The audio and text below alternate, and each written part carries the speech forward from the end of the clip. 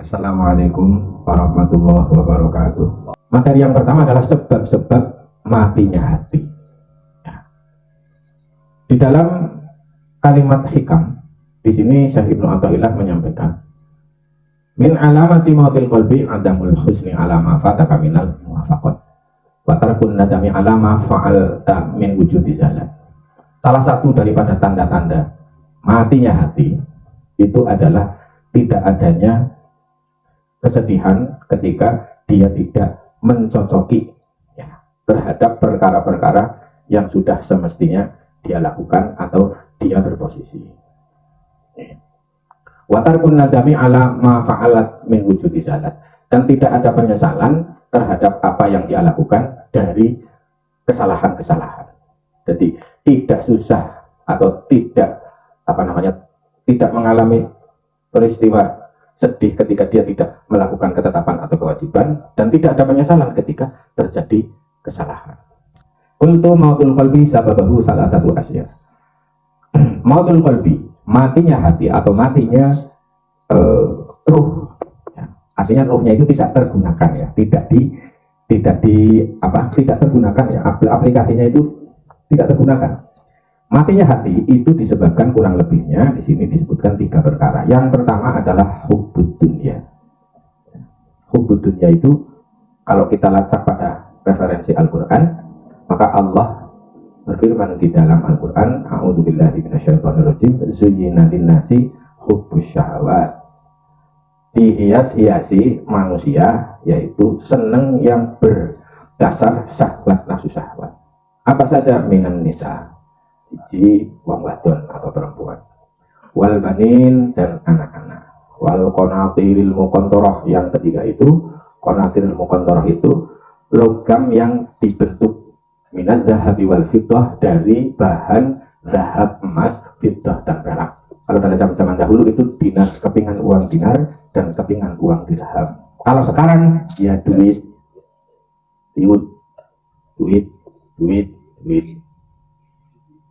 Wal khailil musawwamah, dan kuda yang terlatih. Kalau dalam zaman dahulu itu alat transportasi yang digunakan itu kuda. Karena sekarang ya, kalau sekarang ya Alphard, Pajero, Fortuner, Avanza, Xenia, dan lain sebagainya.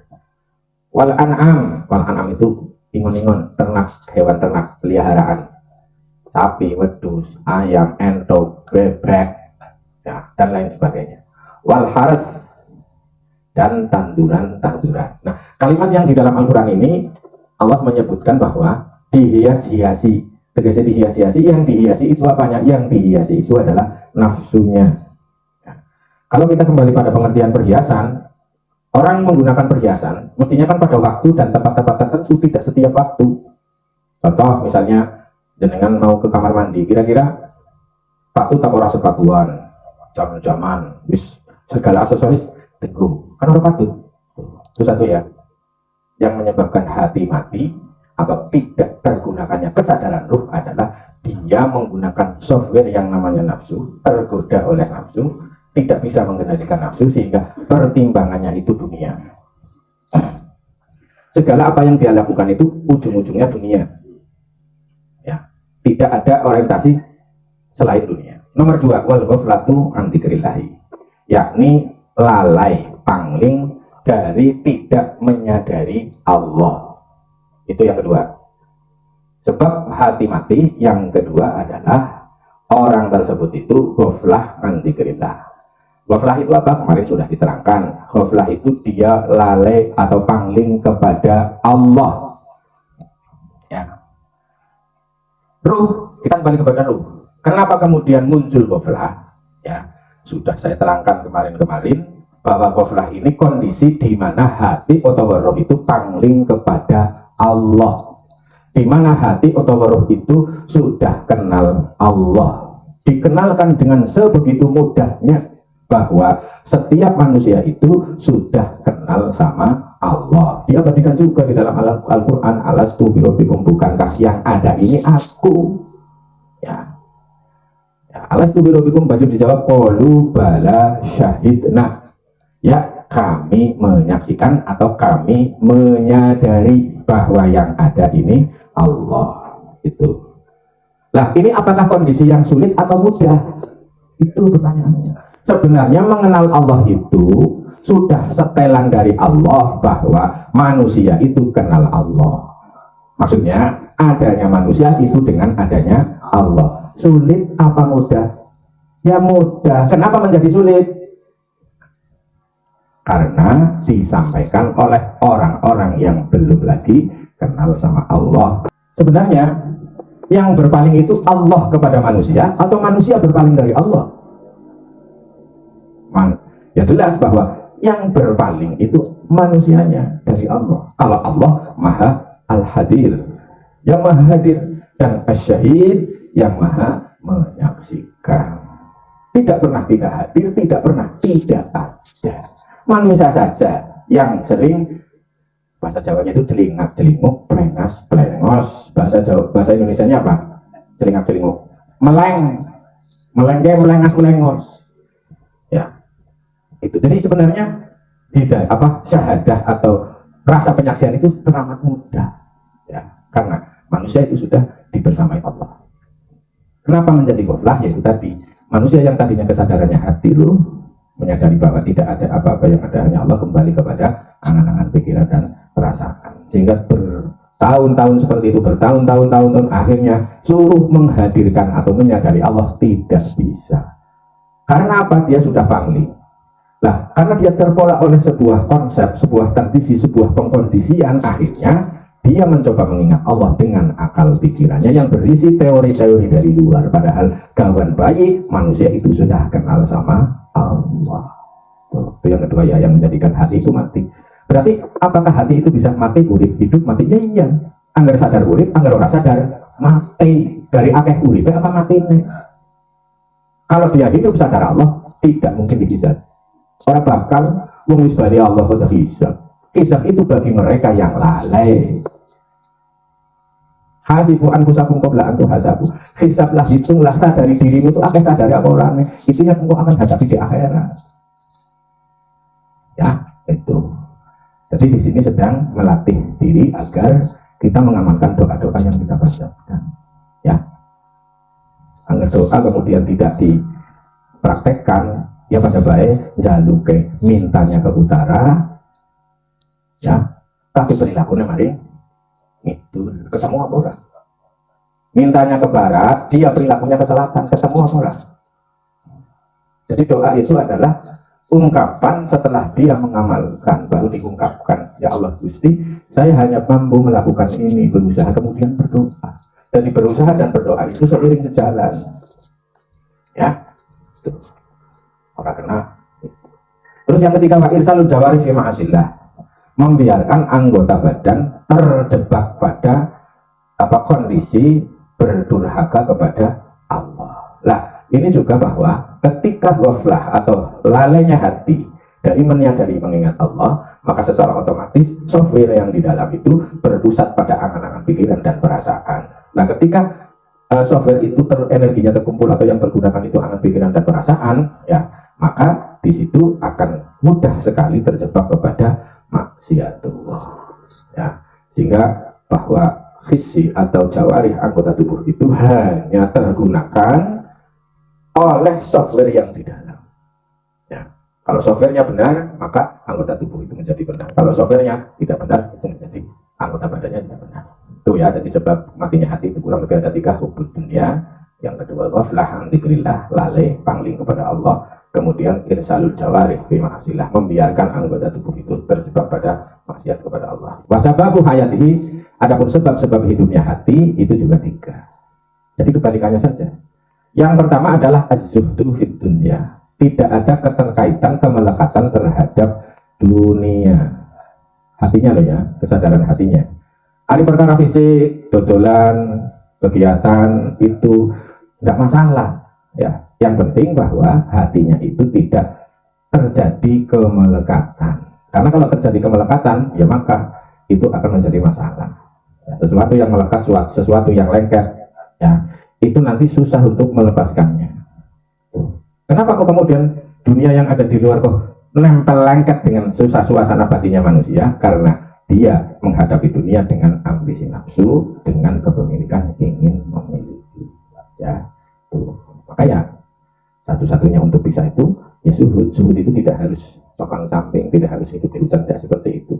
Zuhud itu adalah tentang kesadaran, ya, bahwa dirimu itu bukan siapa-siapa, ya, dan bukan apa-apa. Atas alasan apa kok kemudian engkau melekat pada sesuatu yang di luar dirimu. Yang kedua, sebab daripada hidupnya hati wal istighol bidzikrillah, yakni dikondisikan untuk bisa selalu sadar Allah. Ya. Apa yang menghalangi orang itu menjadi tidak sadar Allah adalah kebiasaan watak dari kecil. Saat bayi itu angan-angan pikirannya sudah mulai berkembang, keinginan hawa nafsunya sudah mulai berkembang. Umur 2 tahun, 3 tahun, guys, ngerti duit apa belum? Sudah ngerti duit, bocah 3 tahun.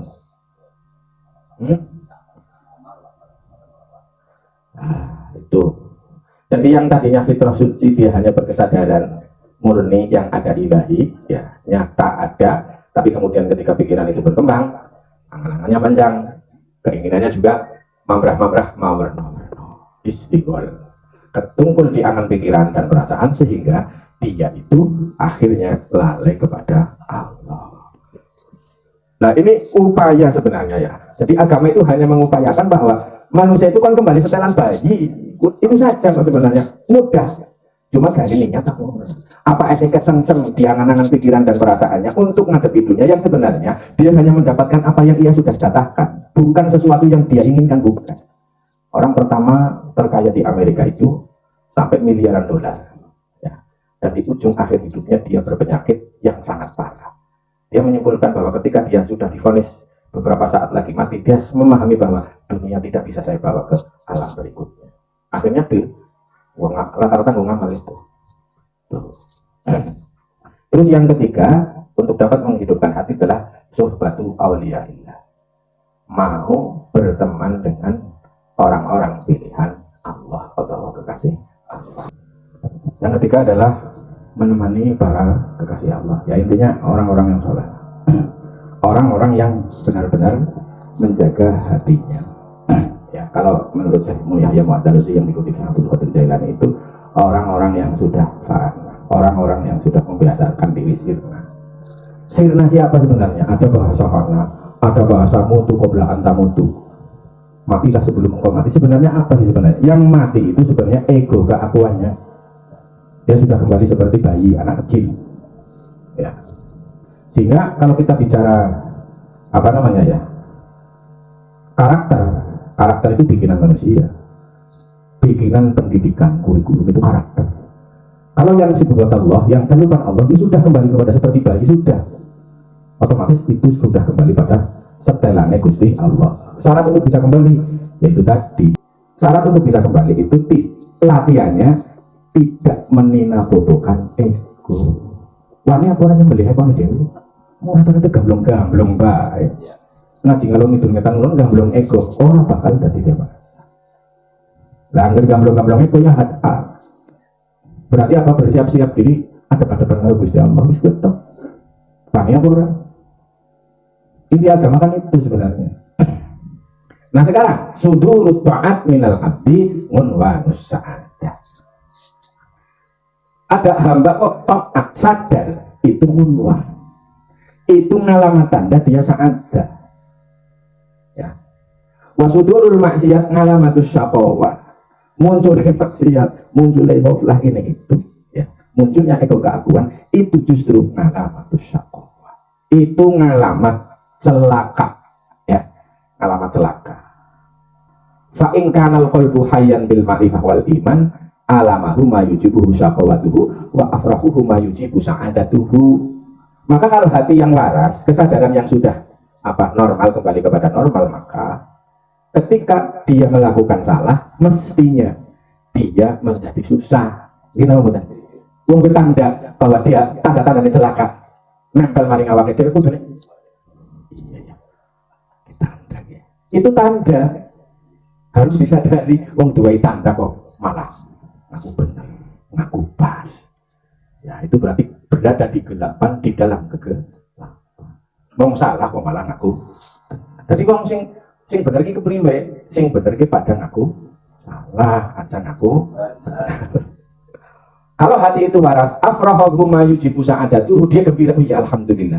Gembiranya itu bukan muncul dari keakuannya, tapi dia sadar bahwa alhamdulillah saya sudah diperjalankan menjadi taat. Ini tanda dari Allah, ya, pertolongan dari Allah bahwa itu alamat sa'adah itu. Ya. Au taqulu suduru ta'at minal abdi mubiru ala ridhahu maulahu. Atau bisa diungkapkan bahwa manusia hamba yang taat itu adalah cara Allah memberitahukan bahwa dia mendapatkan ridho Allah.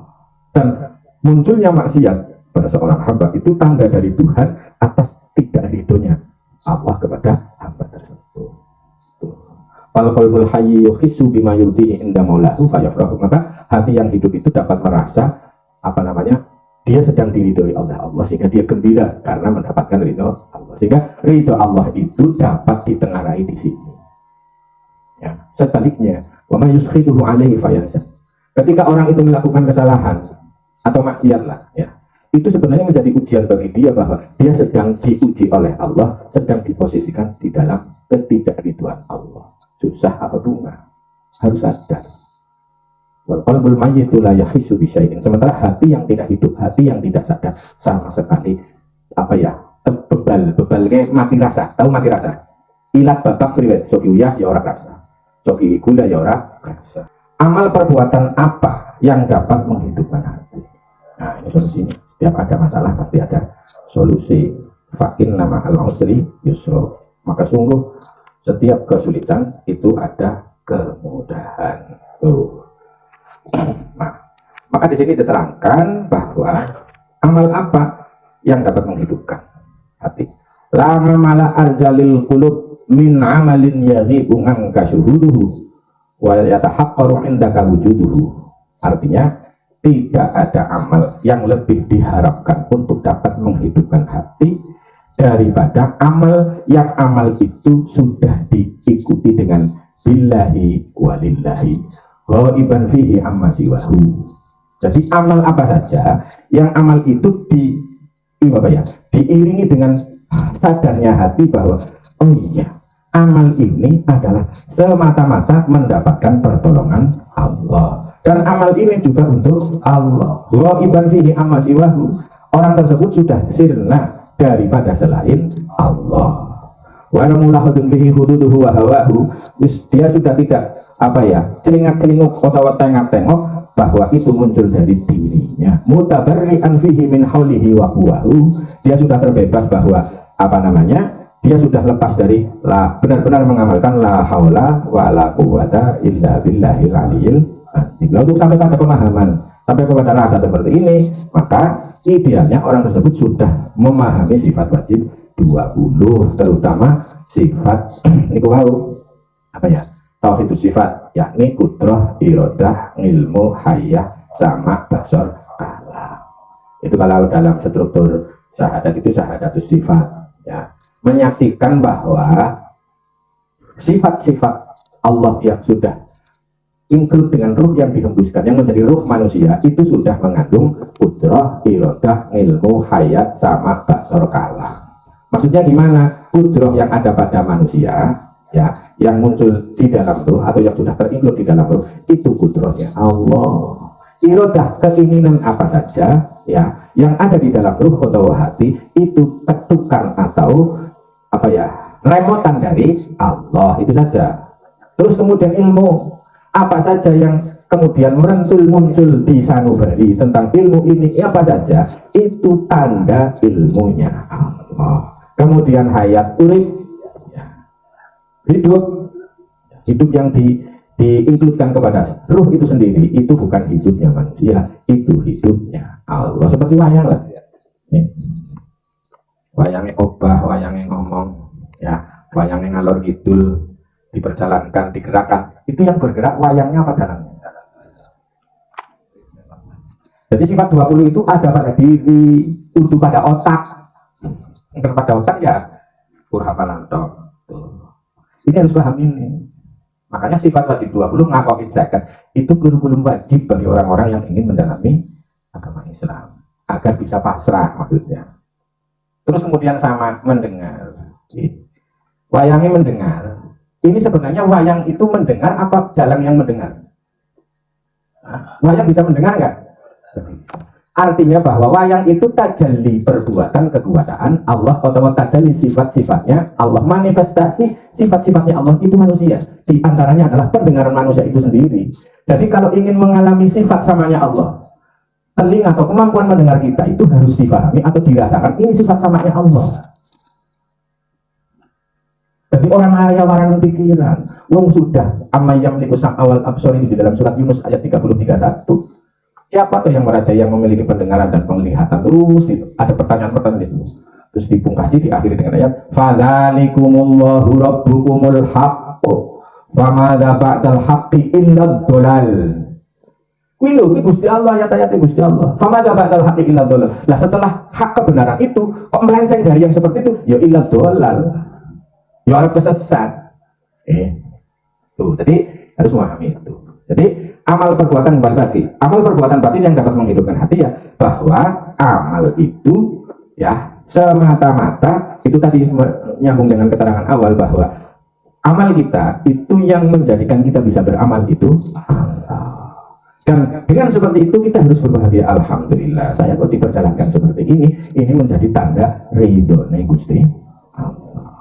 Itu cara bagaimana amal perbuatan batin yang dapat menghidupkan hati. Artinya kesadaran kembali ya, kesadaran bahwa amal yang muncul dari dirinya itu semata-mata pertolongan dari Allah.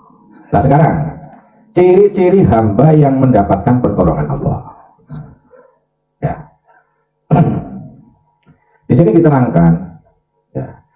Innama auradaka alaikal warid litakuna bihi alaihi waridan. Jadi biasanya Allah itu kemudian memberikan warid itu apa? Untuk kaki warid, modern kaki warid. Al waridu nurun ilaihiyun yaqdhifuhullahu fi qalbi man ahabba min ibadihi wa huwa ala thalathi haqsamin. Jadi warid itu adalah cahaya atau pemahaman atau pengalaman ilham lah ya. Kalau bahasa untuk ukuran Nabi itu wahyu. Kalau apa namanya? Orang-orang umum biasa itu ilham lah. Ya, ilham-ilham yang disematkan oleh Allah di dalam hati orang-orang yang dicintainya. Wa huwa ala thalathati aqsam. Itu menetapi tiga macam. Ya. Yang pertama ala hasbil bidayah wal wasati wan nihayah. Ada kalanya ditaruh di depan, di tengah atau di akhir. Ya. Ataupun ala hasbil talibin wasairin wal wasilin. Atau kemudian bisa disematkan pada orang-orang yang mencari Tuhan atau mencari kebenaran. Atau orang-orang yang sedang berproses terus mencari Tuhannya. Ya. Atau orang-orang yang sudah sampai kepada Tuhannya. Nah, al-qismul awal ini yang menulis itu pelaku, bukan kutip sana kutip sini, tapi pelaku. Maka kita semestinya harus lebih mendengarkan apa namanya statement-statement pelaku. Ya. Para nabi itu pelaku loh ya, bukan penteori. Yang pertama al-qismul awalu waridul intibah. Biasanya pertama adalah warid atau sesuatu yang datang dari Allah tapi bersifat intibah. Intibah itu apa? Menyadarkan atau membangunkan. Bangun. Wa huwa nurun yukhrijuka min dhulumatil ghaflah ila nuril yaqظah. Itu adalah sebuah apa ya? Sesuatu yang menghenyahkan batinnya. Ya. Kemudian dia dikeluarkan dari dhulumatil ghaflah, gelapnya kelalaian pangling kepada Allah, menuju situasi keadaan nuril yaqظah, kepada sebuah kesadaran. Oh iya, sebenarnya yang nyata ada ini Allah, kenapa kok saya diangen-angen terus ya? Itu ilmu awal, waridul intibah. Sesuatu yang datang dari Allah kemudian ngregah atine menungsa, atine wong kan semuanya sadar. Aja ora sadar. Karena kesadaran atau bangun itu syarat orang beragama Islam. Wong anu wis turu kok kon beragama. Ya, tuh. Wa huwa li ahli bidayah min talibin. Ini awal loh ya. Maka menjadi pertanyaan besar kalau kemudian orang itu bisa mencari Tuhan, wong belum bangun kok. Urung kira-kira, oh ya sadarlah. Ini apa namanya yang harus kita rogoh sih bahasa Indonesianya apa? Merogoh itu bahasa Indonesia kok. Merogohnya apa? Menerokong ke dalam batin kita. Kita ini sebenarnya sudah bangun apa belum?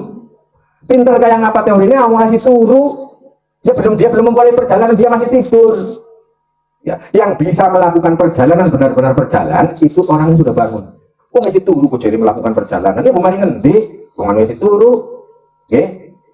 Faida taiqadha min naumihi wa antabaha min ghaflatihi istawa ala qudamahu taliban li rabbih.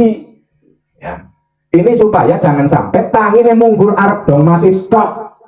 Arep mati lebih gregah. Ya langsung mati akhir ya Allah Gusti, balik mari ngalam dunia Gusti. Saya mau ibadah, mau ngamal soleh dalam kondisi sadar. Oke, tuh. Oke.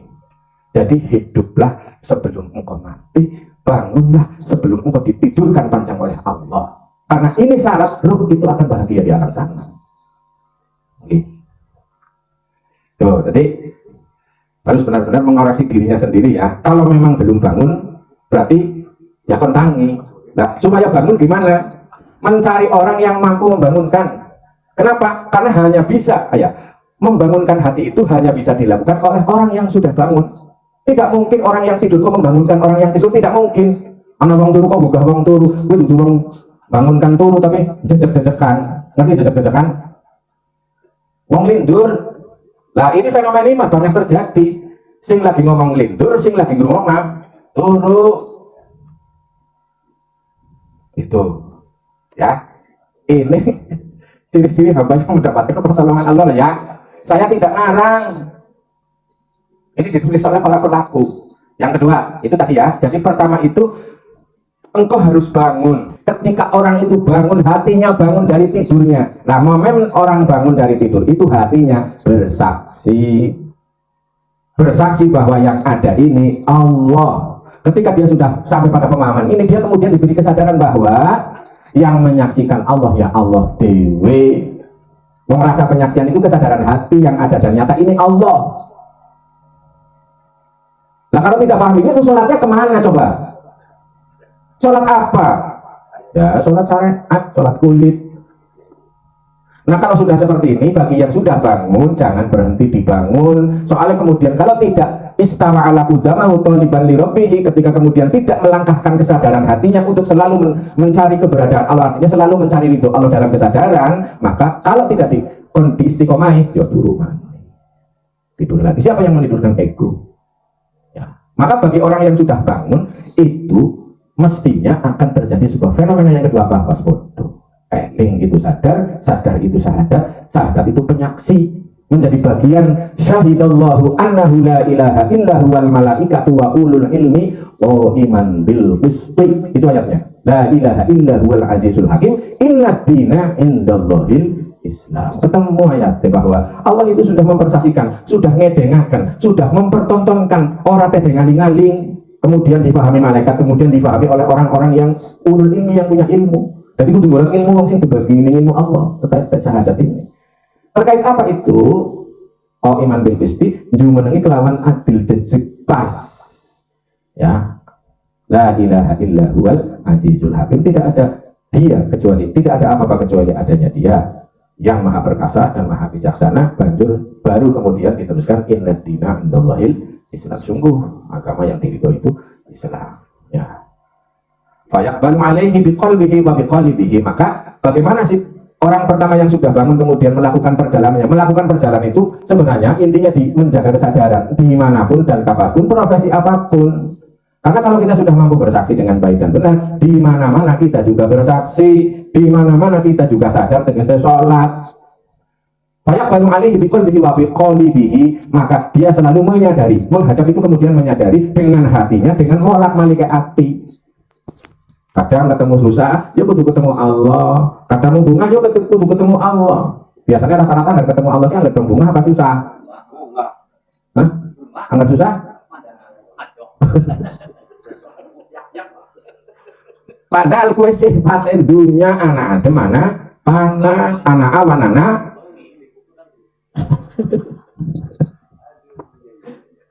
Wayan jami alaihi bikulliyat itu bidayah ya, ahlul bidayah. Ya sekarang al-qismul tsani waridul iqbal wa huwa nurun yaqdimullahu fi qalbi 'abdihi fa yuharrikuhu li dzikri maulahu wa yuqimu amma siwahu. Kemudian ketika yang sudah bangun tadi terus berproses, apapun yang terjadi berproses ya. Tuh. Maka di situ itu pasti akan mengalami ya. Dipastikan akan mengalami mana keruh, mana bening, mana gemblungsung, mana ayem tentrem jane. Nang batin kuwe. Kira-kira milih sing gembrungsung apa ayam? Ya sadar. Angger paling nanti kan di dalam bahasa mesti gembrungsung. Wong anu genah banget ya. Itu. Ini bagi yang sudah bangun loh. Nek sing urung bangun ya gembrungsung bae wong orang ngerti sing ayem. Nah setelah itu kemudian al-wasitin, yaitu tengah-tengah, wahwa nurun, sebuah kesadaran yang disematkan di dalam hati hambanya Allah, kemudian fayuharrikuhu lidzikrihi maulahu wa yuhibuhu amma siwahu. Akhirnya dia, Allah menggerakkan kesadaran orang itu, akhirnya dia benar-benar menyadari bahwa yang ada dan nyata ini Allah, sehingga dia sendiri sirna di dalamnya. Wesing wis butul wa inna ilaihi anggar ulun butul kayak gitu, inna lillahi wa inna ilaihi raji'un, sampung tilar dunya. Kita pengumuman. Sementara arwah roh mayitnya gimana? Ya kondisi dia dalam dunia mampu mendayagunakan waktunya untuk mencari pencerahan atau tidak. Ini sih kok dalam kondisi aja ini aja ini didupakin sama malaikat. Kok apa lagi ngerti apa urusanmu? Orang ngerti. Padahal karena selawat sih. Terus dia harus menerima semua akibat keteledoran dia di dunia. Maka apa ya? Investasi atau apa ya? Sesuatu yang amat berharga di dunia ini adalah apa? Dia mampu mengenal diri sendiri sehingga dia terserahkan, dia tersadarkan, kenal sama Tuhan. Selebihnya nggak penting. Orang yang terkaya di Amerika Serikat menjelang mati, kan nggak apa ini. Saya berguna sama sekali. Lah kok kemudian kebanyakan manusia ruwet dalam tengah. Rata-rata menghabiskan waktu, itu biasanya buat apa waktunya? Buat apa? Nah setelah dapat waktunya, dunia tidak apa-apa, tertinggal. Lucu apa Bu? Maksudnya orang apa-apa, kayak orang apa-apa, yang penting dia sudah tersadarkan, itu paling penting kan? Siapapun dia mau, profesi apapun. Yang penting itu tadi, kalau disingkat itu, dia sudah mampu bersahadat dengan baik dan benar. Itu kuncinya. Benar-benar Islam berarti. Wis profesor dokter kok sahadatnya sih ngelambe kan lucu kok. Ngaji perpustakaan seluruh dunia wis tahu dibaca kabeh kok sahadatnya sih ngelambe ya Cen. Ya. Itu maksudnya. Para yazalu mustaqilan bi dzikrihi. Kita itu masih proses awal ya. Kita baru bangun sadar. Lah kira-kira kita bersedia apa enggak untuk selalu menyadarkan hati kita bahwa yang nyata dan ada ini Allah, sementara yang di angan pikiran dan perasaan itu halusinasi. Saya tegaskan demikian. Kita lebih tergoda yang asli apa yang palsu, itu baik. Terus yang terakhir, yang tiga, al-qismus salis waridul wisol, yaitu warid atau pemahaman kesadaran hati. Nurun yastaulah ala qalbil abdi summa yastaulah ala dhahirihi wa batinihi. Pemahaman itu meliputi zahirnya dan batinnya. Fayakhruju min siddi nafsihi wa bi ghaibihi an sudhihi. Jadi adalah pertolongan pemahaman dari Allah sehingga Allah membutulkan atau menyampaikan kesadaran hatinya hamba sehingga dia memahami bahwa zahirnya milik Allah, af'al perbuatan Allah tegasnya fisik ini ciptaan Gusti Allah. Kemudian batinnya atau ruhnya itu limpahan dari keberadaan Allah sehingga dia dikeluarkan dari asumsi delusi pikirannya ya bahwa sama sekali dia tidak berhak atas kedua hal tersebut baik fisik maupun batin, sehingga yang ada hanya la ilaha illallah Muhammadur Rasulullah. Itu adalah gambaran Allah memberikan pertolongan kepada hambanya terkait kesadaran hati. Barang siapa yang dadanya dibuka ya untuk dapat menerima Islam secara utuh ya, maka orang itu akan menetapi kepada cahaya Tuhannya, cahaya makrifat kepada Tuhannya. Tuh. Terus ini ada item juga jiwa yang terang dan jiwa yang gelap ya. Jadi sebenarnya saya simpulkan saja bahwa di pertama itu ketercerahan lah ya, intibah. Jadi yang dibicarakan hikam dengan yang dibicarakan oleh para ahli meditasi ini, yang penting sadar, artinya sadar yang ada ini Allah, jaga kesadaran itu. Seseorang tidak mungkin, intinya begini, waqala ba'dul arifin la yumkinu al-khuruj minan nafsi binafsi. Tidak mungkin seseorang itu keluar dari keakuan egonya dengan keakuan egonya. Artinya bahwa ini itu bukan ilmu teori. Karena selama ini juga ada yang membahas tentang hal-hal seperti ini. Kesadaran itu dengan aliran-aliran filsafat seperti pluralisme, materialisme, stoikisme. Ya, maka untuk memahami batin seseorang, memahami diri sendiri, maka mutlak adalah dengan kesadaran hati yang ada ini Allah atau dengan syahadat. Baru setelah itu akan muncul sesuatu di dalam batin, itu adalah bayangan-bayangan kehadiran Tuhan, apa? Pikiran dan perasaan. Jadi kehadiran adanya Tuhan itu cahaya, kemudian bayangan itu adalah angan-angan pikiran dan perasaan. Bayangan itu biasanya warnanya apa? Bayang-ayang, hitam. Itu maksudnya.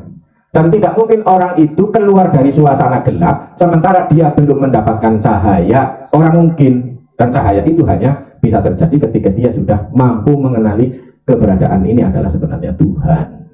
Kalau masih dia terkungkung oleh keakuan dirinya atau yang dia merasa bahwa yang ada itu aku sebagai ego, pikiran dan perasaannya, mana mungkin.